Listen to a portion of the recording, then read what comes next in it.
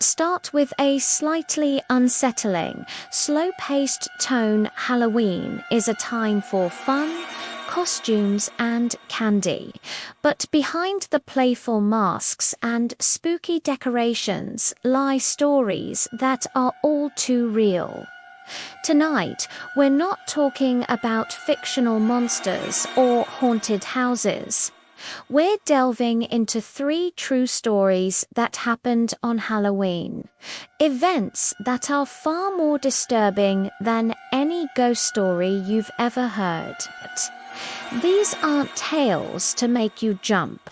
They're stories that will linger long after the lights are back on. So turn down the lights, get comfortable, and prepare to hear about the real-life horrors of Halloween.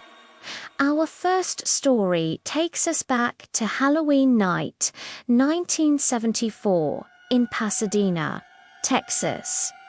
8-year-old Timothy O'Brien went trick-or-treating with his father, Ronald, his sister, and some friends.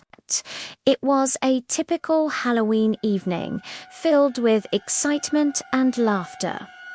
When they got home just before bed, Ronald allowed Timothy to eat one piece of candy from his haul. He chose a pixie sticks, a giant one. Within an hour, Timothy was violently ill and passed away on the way to the hospital. The autopsy revealed a fatal dose of cyanide in the candy. At first, panic spread through the community, with parents fearing a random madman was poisoning children's treats. But the police investigation took a dark turn. They discovered that Ronald O'Brien was in severe financial debt and had recently taken out large life insurance policies on his children. He had given the poisoned candy not only to his son, but also to his daughter and 3 other children to make it look like a random act. Thankfully, the other children never ate the poisoned sweets. Ronald O'Brien, later dubbed the Candyman, was convicted and ultimately executed for his horrific crime. A chilling reminder that sometimes the real monsters are the ones we know and trust. Next, we travel to Halloween 1981 in a quiet suburban neighborhood. High school student Nima Louise Carter was at home getting ready for a Halloween party. Her parents were out for the evening and she was looking forward to a night of fun with her friends, but Nima never made it to the party. When her parents returned home late that night, they found the house eerily quiet. Nima was gone. There were no signs of a struggle. Nothing seemed out of place, except for a strange, bloody palm print left on the freezer door in the basement. The police were baffled.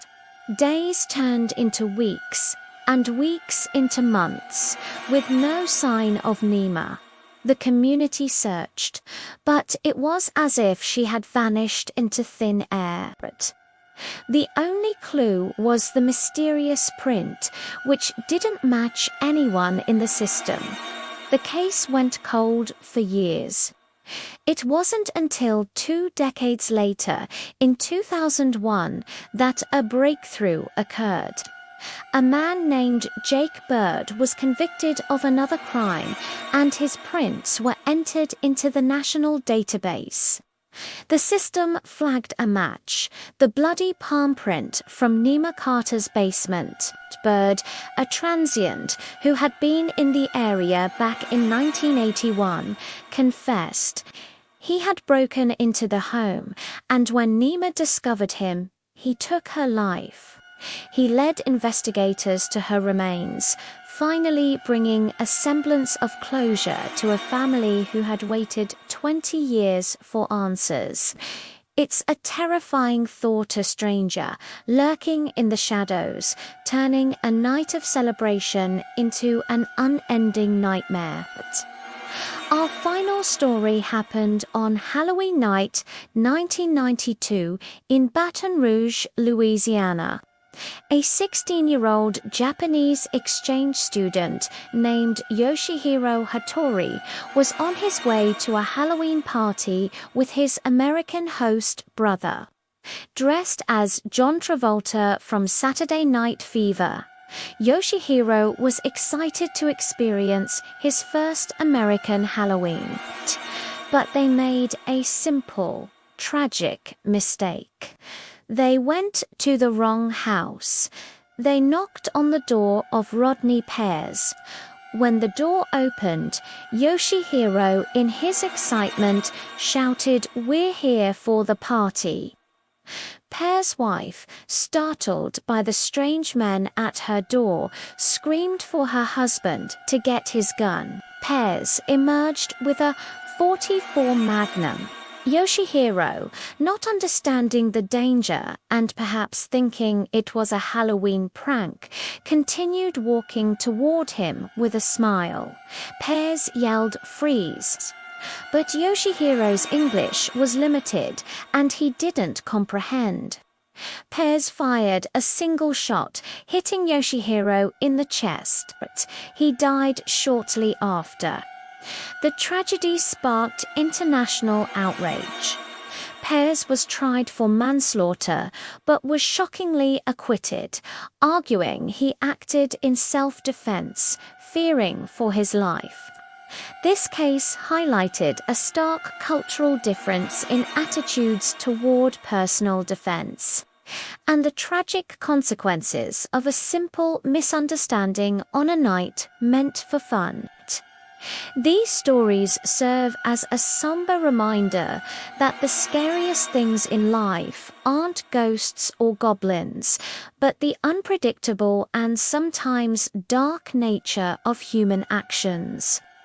While we enjoy the thrills and chills of Halloween, it's important to stay aware and look out for one another. Thank you for joining me for these chilling true tales. If you found this video compelling, please give it a like and subscribe for more content. Stay safe out there and have a thoughtful Halloween.